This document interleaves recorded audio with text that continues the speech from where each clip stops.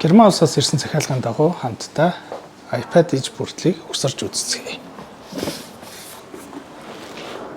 iPad-ны хувьд 2020 оны 4-р үеийн Pro 128 GB-ийн багтаамжтай сэллюлар буюу SIM дэмждэг загвар. Дэлгэцний хэмжээ 12.9 инч. Холбогч төхөөрөмж нь Ramshell брендийн GT5-ыг сонгосон. GT5 маань 320 болоо хямдарсан байгаа.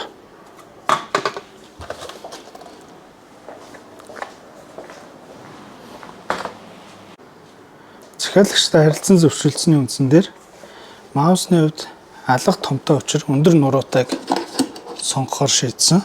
За тэгээд сүүлд ирсэн Attack Gear-ийн A9 загварыг сонгосон байна.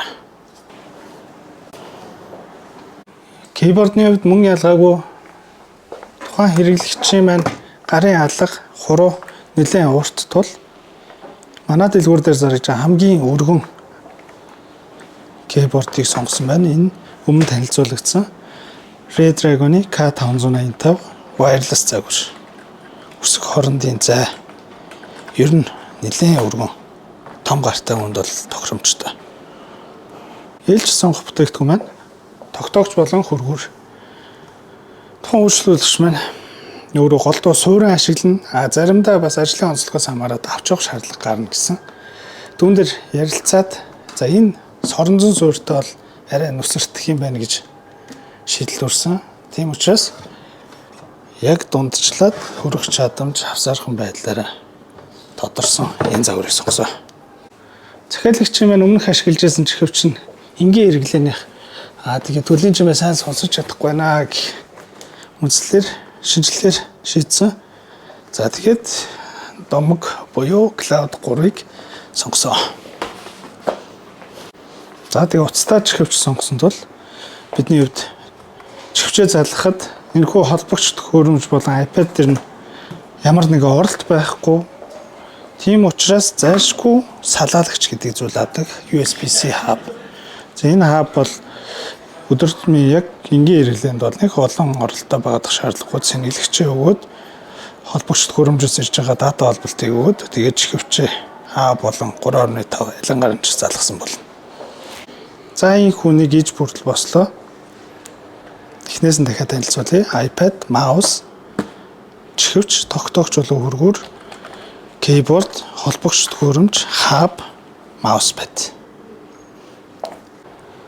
Бидний зүгээс нэг зүйл дээр илүү анхаарал тавьдаг. Ялангуяа гадагшаа явж байгаа бараа бүтээгдэхүүн дээр яадаг вэ гэхээр нэг бүрчлэн шинэ гэлтгүү, лацтай гэлтгүү задлаа шалгаа явуулдаг. Түүнээс гарах эрсдэл нь юу вэ гэхээр шингээд очдог, бүүн ажил болоод очдог энэ хүү бүтээгдэхүүн маань үйлдвэрийн алдаатай ч юм уу ямар нэгэн байдлаар ажиллахгүй байвал хийндээ өндөрлөлттэй байдаг.